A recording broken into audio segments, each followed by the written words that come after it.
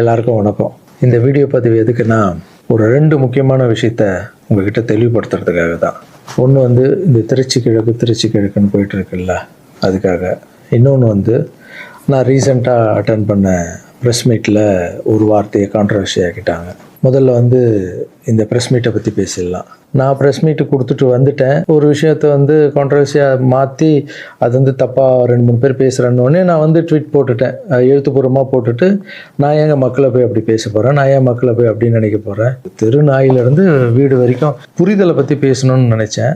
நான் பாட்டு ட்வீட் போட்டு எழுத்துப்பூர்வமாக போட்டுட்டு நான் ஷூட்டிங் போயிட்டேன். ஷூட்டிங் பண்ணிக்கிட்டே இருக்கோம். 2 நாளுக்கு அப்புறம் பார்த்தீங்கன்னா ஃப்ரெண்ட்ஸ் எல்லாம் ஃபோனு, நண்பா நீ இதுக்கு ஒரு வீடியோ போட்டால் நல்லாயிருக்கும், எல்லாம் தப்பாக புரிஞ்சிட்டு இருக்காங்க, ஒரு சிலர் இதை அட்வான்டேஜாக எடுத்துக்கின்னு உன்னை பற்றி தப்பாக பேசிகிட்டு இருக்காங்க அப்படின்னா, இப்போ அதான் ஒரு தடவை ட்வீட் போட்டுட்டான்ல, விட்டு நம்ம அதுக்கு போய் சும்மா பேசிகிட்டு இருக்கக்கூடாது.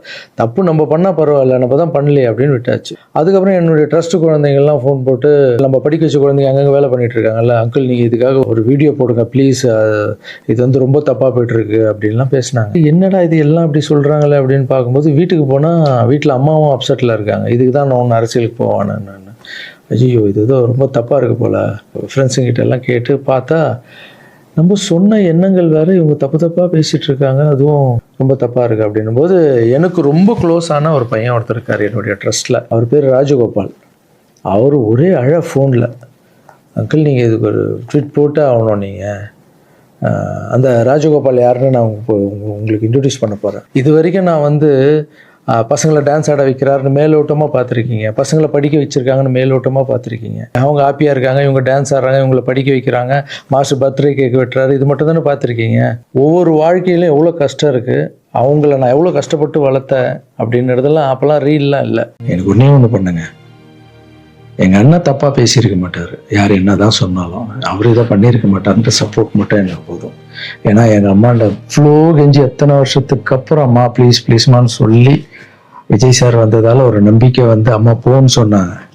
இப்போ இந்த விஷயம் எப்போ ஸ்டார்ட் ஆச்சோ இந்த கான்ட்ரவர்சி, அப்போத்துலேருந்து அம்மா மறுபடியும் பார்த்தியா நான் இதான் சொன்னார். சரி, ஏன்னா அம்மாவுக்கு 70 வயசு ஆயிடுச்சுப்பா, அவங்க சொல்லி புரிய வைக்க முடியாது. அம்மா ஒரு சிலர் தான் வீடியோ போடுறான், பொதுமக்களுக்கு ஒன்றுமே இல்லை, நம்ப மாட்டாங்கன்னு சொன்னால் கூட அவங்களுக்கு ஒரு மாதிரி இருக்கும், வயசானவங்க நம்ம போய் எதுவும் பேச முடியாது. ஏன்னா நிறைய பேர் நான் பார்க்குறேன், இன்னும் எல்லாத்துக்கும் அம்மான்னு. அம்மா தானே சார் எனக்கு என்னுடைய ஃபஸ்ட்டு ரசிகை, எங்கள் அம்மா ஃபஸ்ட்டு குரு, ஃபஸ்ட்டு டீச்சரு, அதுக்கப்புறம் என்னுடைய தெய்வம், என்னுடைய பெஸ்ட்டு ஃப்ரெண்டு, எல்லாமே என் வாழ்க்கையில் தாய் தாங்க. தாய் இல்லைன்னா நான் இல்லவே இல்லைங்க. நான் மட்டும் இல்லைங்க, இந்த உலகத்தில் யாருமே இல்லை. என் தாயுடைய ஆசீர்வாதம்லாம் நான் இருக்க முடியாது. நான் பேசினா தாயின்னு வரும், அது வரலன்னா தான் தப்பு. நீங்கள் என்ன எல்லாத்துக்கும் தாய் நான் அப்படிதான். அப்புறம் இன்னொரு வார்த்தை கூட கேட்குறீங்க, ஏன் வர்றதுன்னா வர வேண்டியதானே, ஏன் மக்கள்கிட்ட போய் கேட்கணும்? மக்கள் திருப்பி மகிழ்ச்சியும் திருப்பிட்டு இருக்குல்ல. மற்றவங்களாம் கேட்க மாட்டாங்க, வந்துடுவாங்க. நான் மற்றவங்க கேட்க மாட்டாங்க, நான் கேட்பேங்க. என் சொந்தத்தை எல்லாரையும் கேட்குறேன். அது மாதிரி மக்கள்கிட்ட ஒரு வார்த்தை கேட்டா என்ன தப்பு?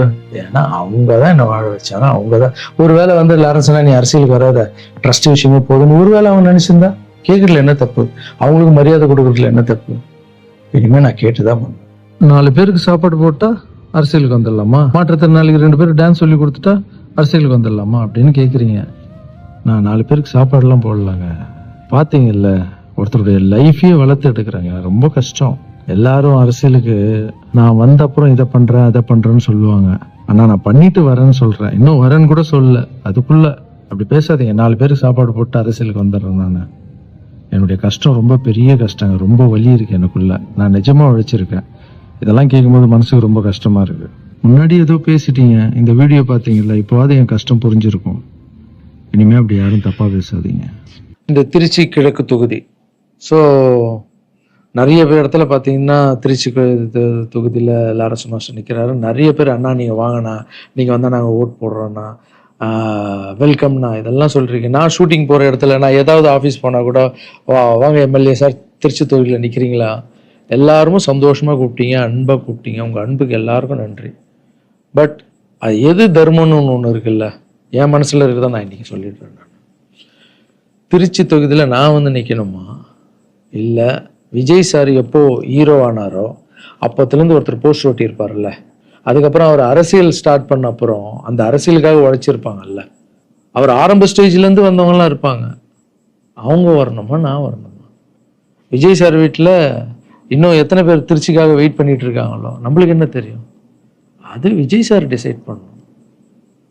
விஜய் சார் யார் நிற்க வைக்கிறாங்களோ யார் வேணாலும் ஜெயிப்பாங்க. ஏன்னா விஜய் சார் முகத்துக்கு தானே ஓட்டு விடுது.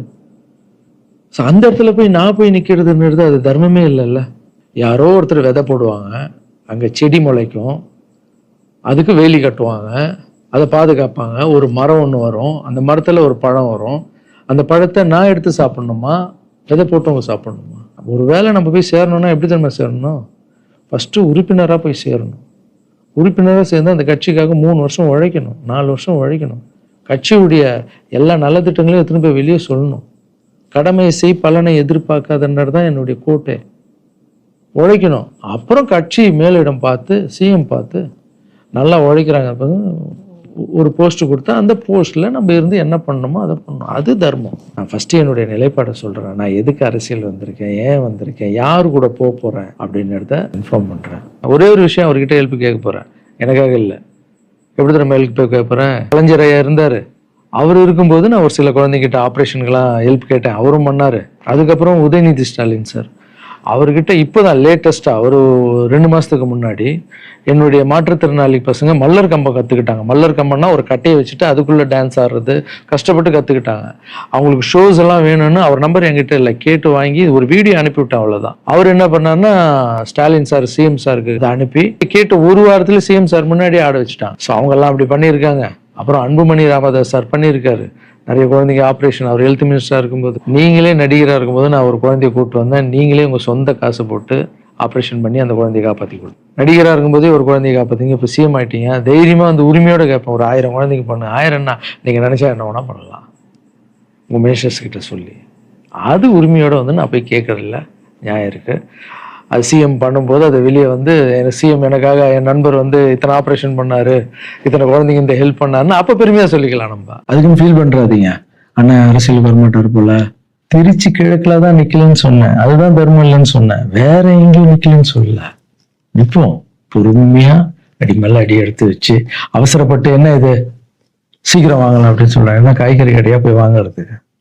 இவ்வளோ நாள் நம்ம உழைச்சி காப்பாற்றி வச்ச பேரெல்லாம் ஒருத்தருக்கு போய் சரண்டர் பண்ணிட்டு அவங்களுக்காக உழைக்க போறோம்னா அங்க நம்மளுக்கு சீட்டு வேணாம், எதுவும் வேணாம், மரியாதை. எங்க நம்மளுக்கு மரியாதை நல்லா கிடைக்குதோ, யாரு கூட போய் சேர்ந்தா மக்களுக்கு நல்லது நடக்குமோ எல்லாம் திங்க் பண்ணி அழகா பண்ணுவோம். ஏதோ ஈஸியா கிடைக்குதுன்னு எம்எல்ஏ சீட்ல உட்காந்துக்கிட்டு, இல்லை மினிஸ்டர் சீட்ல உட்காந்து பதவி அனுபவிக்கிறதுக்காக வருவானா, என் சுயநலத்துக்காக வரேனா, இல்லை மக்கள் பின்னாடி நிக்கிறேன், மக்கள் பிரச்சனைக்காக நான் வரேன். மக்கள் பிரச்சனைக்கு வர்றது தானே இங்கே கரெக்டான ஒரு விஷயம். இப்போ ஏதோ ஆசைக்கு ஏதோ கூப்பிடுறாங்க, இப்போ போயிட்டு பதவி அனுபவிக்கலான்றது தப்பு இல்லைங்க. அதுதான் என்கிட்ட ஆல்ரெடி இருக்கேன், நான் சந்தோஷமா தானே இருக்கேன், என்கிட்ட எல்லாமே இருக்கு. மக்கள் பிரச்சனைக்காக நம்ம எங்க போகணும், யாரு கூட போகணும், எப்படியாப்பட்ட அரசியலை கையில் எடுத்தா மக்களுக்கு நல்லது நடக்கும்ன்றத நல்லா திங்க் பண்ணி பொறுமையா நானே உங்களுக்கு இன்ஃபார்ம் பண்றேன். 2 படம் போயிட்டு எவ்வளோ சீக்கிரம் சொல்ல முடியும்னு நான் உங்களுக்கு சொல்றேன். தேங்க்யூ. சர்வீஸ் இஸ் காட் மாற்றம், சேவையே கடும். பாய்.